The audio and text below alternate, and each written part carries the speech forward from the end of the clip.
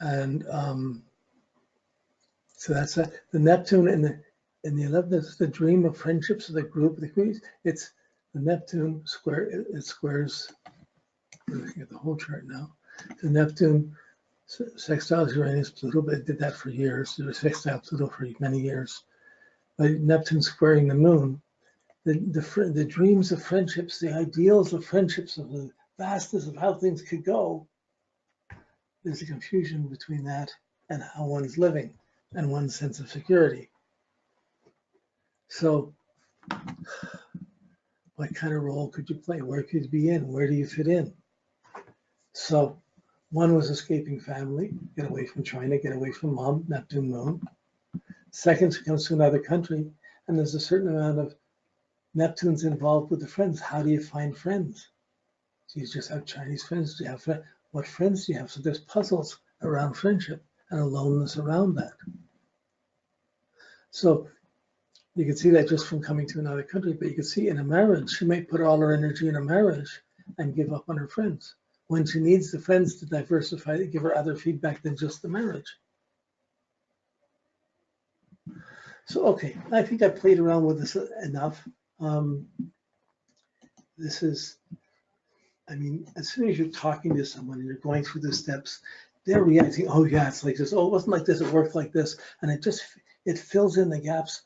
When I'm doing the chart, I make up, this is the work I do. It makes up this caricature of the DNA of this person, of their social, cultural nature. But it's not exactly who the person is, it's how I see them, how I imagine when I'm getting feedback from someone. Quickly, I trade off my imagination to, oh, it's working like that. Oh, they're seeing it like that. But I've already got close enough to see what to expect. Not to define it, not to say you're just like this. Just to see, oh, that factor is there. That's where the Neptune factor, Neptune moon factor comes in. Oh, that's what a Saturn Mercury, you know, like the needy mom and the serious dad. One's too supportive, one's not supportive at all, and these are her seesaws.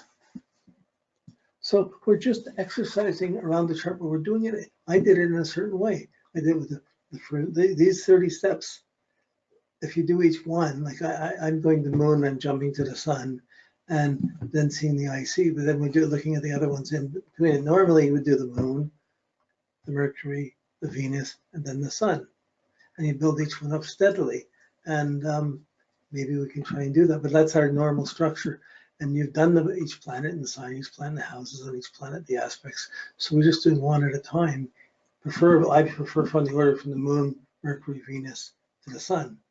But on a quick version, you can see the sun to the moon to the sun, the past to the future, the memories to the security to the confidence. And there you have your phases of the moon fit in. They all fit in so nicely together that you can do these.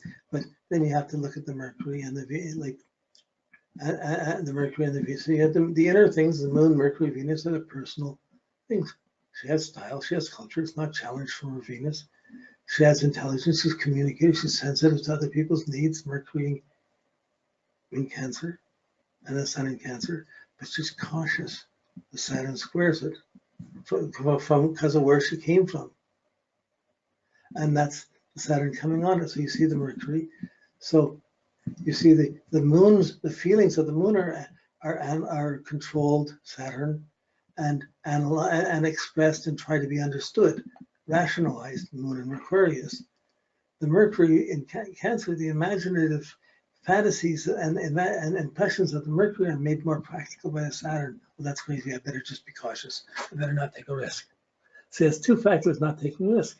Her Venus is analytical, that is trying to be very detailed and elegant inside, but it's ruled by the Mercury, the cautious Mercury. So she wants to be elegant within certain bounds.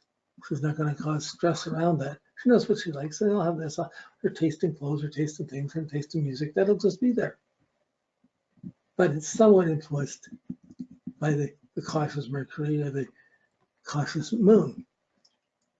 When you get to the sun in Cancer, they're all this is reacting. So you start to you go over it and you make different patterns next to it, and you start seeing these layers. So you do the chart one way, you can come back and look at one planet, look at one or two that you hadn't looked at before, and you start to see it a little differently. And really, when you meet someone, you get a first impression of the person. You sit down and you have dinner with them, you get to know them a bit better. Then you say goodbye. Then you meet them another time and you're noticing, you're assuming all the old things to try and connect them. Then you're adding something, you notice something new about that person. Oh, they're doing that, or they think that way. And every time we meet someone, we learn something a little bit more, a little bit new. And it changes and it grows. So the same thing is how we relate to each of the planet. Each time we think of a planet, we can find new ways it works. And each time we look at a chart, we can keep, oh, here's another factor. Oh, look, we're getting the caricature that we're looking at filled in by real experience. Oh, look at that blossom. Oh, look at that branch. Oh, look at that leaf.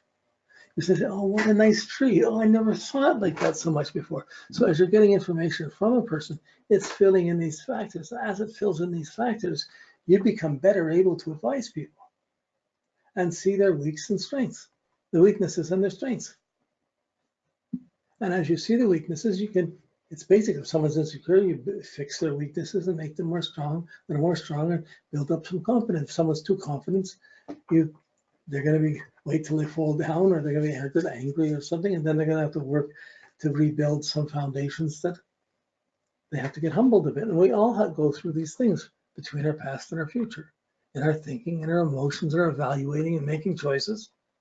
Her ability to choose another country with Venus in the 9th house, being critical of her own country, would be very easy to see. So yeah, I'm about done. I don't think, how are we doing for time? Oh, we're really done. Okay, so I'm about done here. Next week, I'll just show you the chart. I'll be sending it to you.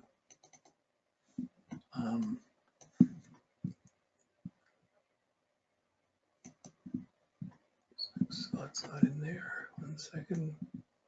Go down and find it and pick it up. Astrology. RASA webinars. Sample 4. So next week will be, where are we? Next week we have, this is the chart we'll have a Leo with a Taurus moon and a Libra rising. So we'll be doing this chart next week. And okay, thank you. I'll see you then, and I gotta, to get this to you, I gotta wait till it translates it from the webinar and makes the file. It takes about an hour or so. Then I gotta download it. Then I gotta upload it to Hightail. Then I have to send it to you. So it takes me 2 or 3 hours to be able to send this stuff out to you. But it'll be coming, and thanks for another day. We'll talk to you next week. Okay.